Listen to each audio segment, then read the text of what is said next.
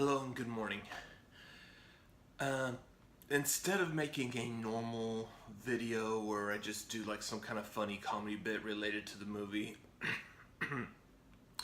I wanted to discuss with you today the issue of copyrighted material on YouTube.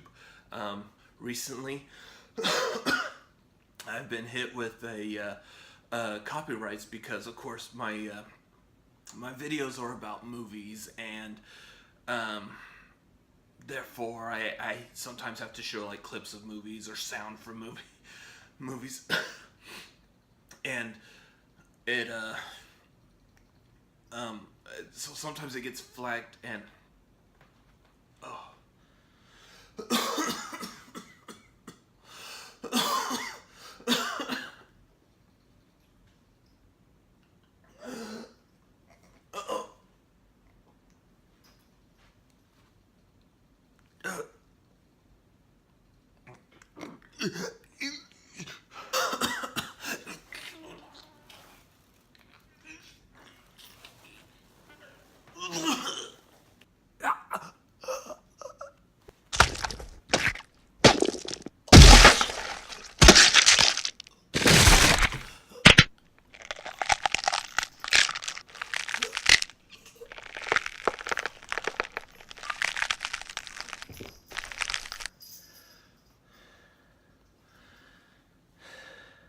In 1979, Ridley Scott brought us to the world of Alien in the very first movie of his massively successful space hit. Now he returns back to that same world. We're not really including what he did back in Prometheus, because who knows what he was doing back in Prometheus. And now he returns with Alien Covenant. My name's Robert Adams, and this is Rad Movies Now. So Alien Covenant. So the first thing right off the bat is it's nice to see Ridley Scott return back to the aliens that we all know and love for the most part. Yes, there's still some connections to Prometheus, and like I said, who knows where he was going with that. But this is a full-fledged back into the Alien franchise, and according to Ridley Scott, there's supposed to be more ties to it that will continue to flesh out more of the Alien story before we get back to where he originally started with the first Alien movie. A couple of things with this. It was a great movie. I would say it was entertaining, fun watch. The couple of problems and issues I had with it is that there was just too much of trying to bridge that gap from Prometheus back into the Alien franchise. And it almost seemed like he was originally trying to start with Prometheus and think that this could tie into Alien, but it just went off on a huge tangent, and Alien Covenant seemed like basically all it was doing was trying to quickly catch up and close that tangent to get back to what we do know. I understand some of this may have been in response to how people felt and how people saw and reviewed Prometheus, and they just thought it was a huge separation from what we were expecting, which was an Alien prequel. So there was a whole lot of catch up on that.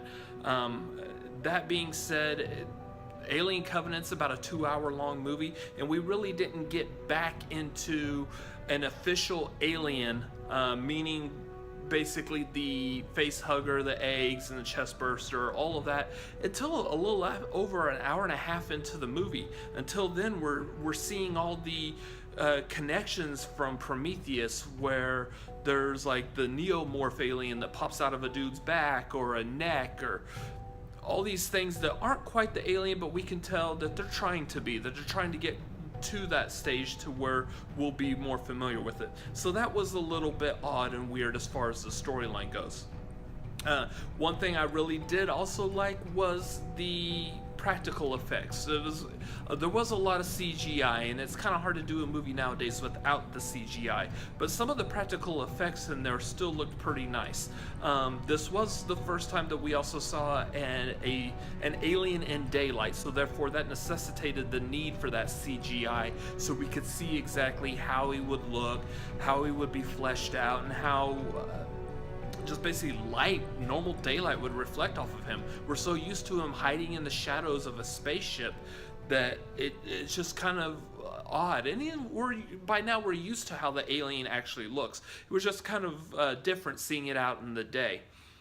As far as the acting goes, acting was pretty good. I definitely liked all the major leads from it. One that really impressed me personally was Danny McBride as Tennessee. When I first heard Danny McBride was cast in this, and I like Danny McBride, but he's good in like the comedy movies with like Seth Rogen, James Franco, all of those. Back when he did Pineapple Express as Red with the shotgun saying Thug Life. Absolutely hilarious. And Tropic Thunder as the bomb expert was great. But when I heard Danny McBride was going to be in an Alien movie, I was like, great, here's the beginning of something and he proved me wrong. He was actually fantastic in this. His dramatic acting for this movie was fantastic. I really liked him. The female lead, Catherine Watterson, really liked her, especially since the only other thing I had seen her in off the top of my head was the Fantastic Beasts Harry Potter prequel movie thing. So it was a little bit different from that, but it was nice to see her in a role where you could tell she was going to have issues where people were going to constantly compare her to Ripley, which she definitely wasn't. She was her own character. She owned that role, and she did a very good job with it. The other lead captain guy, Captain Oram, Billy Cudrup, is not bad. I mean, he wasn't really a likable character, and I don't believe he was really supposed to be, but it's just kind of a weird acting for that. One thing I am disappointed as far as the acting goes is the use of James Franco, in that we really only saw him as a dead, charred corpse.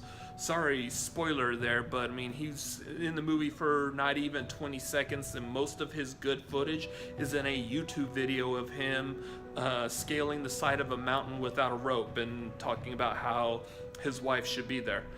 Speaking of wives, something I didn't like about the movie is these people are colonists. They're actually on their way to Orgai 6, a new planet to colonize it, to replace Earth eventually. And the emergency crew of this spaceship Covenant are made up of couples. The problem is on the first or maybe even the second watch, it's really hard to decipher who is whose couple. You don't know who to feel bad for. We know to feel bad for Catherine Watterson's character, Danny Daniels, because her husband is explicitly stated at the beginning to be James Franco's character, who, like I said before, immediately bites the dust. So we know to feel bad for her, but there's a couple other times throughout an Alien movie where people are going to die, and it's kind of hard to tell whose spouse is dying and who's still alive and who to feel bad for, it gets kind of a jumbled mess. Going back to the whole connection with Prometheus, something else that I felt like was kind of a jumbled mess was the connection between the original synthetic android David from Prometheus and the new synthetic android Walter, and how they met. First of all, kudos to Michael Fassbender and his ability to play both characters. And both characters seem to have very alternating personalities. And so his ability to basically play against himself was fantastic. The clashing of the ideals of them, the one saying that you're an older model, I'm a newer model, so therefore I'm more capable of these feelings and these emotions and this personality that you can never dream of achieving, was fantastic. The downside to it, though, was some of it was just rather dull. I mean, you are seriously looking at Michael Fassbender narrating to himself, and teaching each other how to play the flute was a completely weird, off-the-wall scene. That being said, like I said at the beginning, I thought the movie was fantastic. I thought it was still good as a standalone movie. It's really good. It's well worth the watch.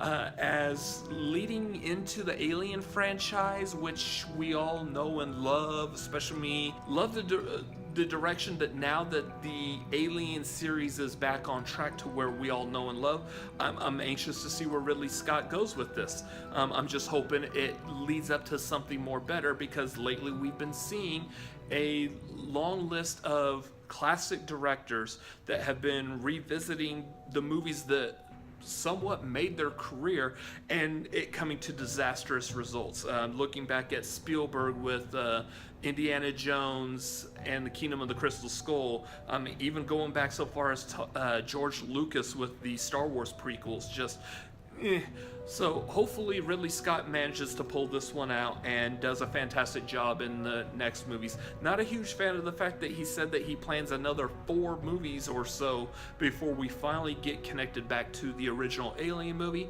but again, it will be interesting to see where it goes. As for that's it for this movie. Once again, if my name's Robert Adams with Rad Movies Now. If you would like to, please comment, like, subscribe, share, scream.